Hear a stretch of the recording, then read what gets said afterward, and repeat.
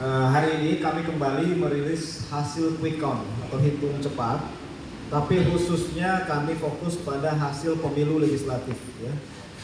Jadi pada Pilpres ini yang seperti kita ketahui bersama bahwa dua pemilu sekaligus kita laksanakan, yaitu pemilu legislatif dan pemilu presiden. Pemilu presiden sudah kita lewati kemarin. Hasil quick count sudah rampung, umum teman-teman juga bisa mengakses, membaca lewat berbagai media yang sudah bekerja sama maupun data yang dipublikasi. Sehingga tadi yang sudah disinggung bahwa hasil Pilpres sudah kita ketahui, ya, bahwa pasangan Prabowo Gibran menang dalam satu putaran versi quick count, ya, dengan angka kurang lebih sekitar 58%. Nah, sekarang yang menarik kita mengikuti bagaimana hasil pemilu legislatif. Ya. Nah, namun catatan di sini Bapak Ibu sekalian, pemilu legislatif quick count yang kita lakukan ini hanya untuk pemilu DPR nasional, ya. Karena pemilihan quick count karena memang jumlah calon beda-beda, kemudian dia tersebar setiap provinsi ada. Bapak Ibu sekalian, hari ini secara resmi karena data kita sudah menunjukkan angka hampir final, ya. Kurang lebih sekitar 99,6% data hasil quick count dari masing partai politik, ya. Kita langsung masuk ke data Bapak Ibu sekalian. Jadi hitung cepat ini kita menggunakan sampel, ya. Dari total 820.000 sekian TPS kita mengambil 2.000 TPS dan 2.000 TPS itu dengan selang kepercayaan 99%, margin of error plus minus 1%, dan itu pun kita sudah lakukan oversampling sehingga sampel TPS yang kita gunakan kita yakini bisa sudah melakukan quick count berkali-kali, ya. Teman-teman media bisa membuka datanya di Google, isinya dengan hasil KPU. Di saat yang bersamaan dengan metode yang sama, ya, dengan tim yang sama, dengan relawan yang sama untuk quick count Pilpres, ya. Jadi kalau Bapak Ibu percaya hasil quick count Pilpres, maka sama juga hasil ini juga dengan metode yang sama.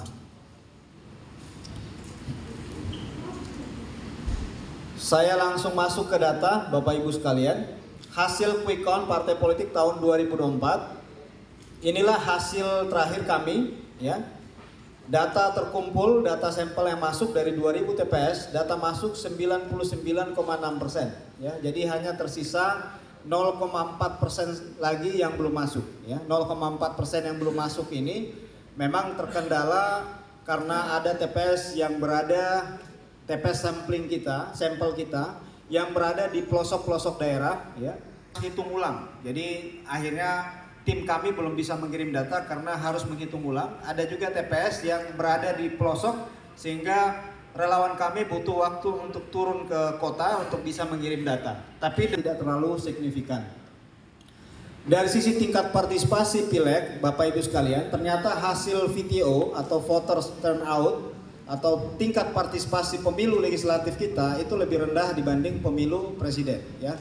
Ini kasus ini sama dengan kasus Pilpres 2019, pemilu legislatif maupun Pilpres 2019, di mana partisipasi di Pilpres lebih besar dibanding partisipasi di pemilu legislatif. Mengapa demikian?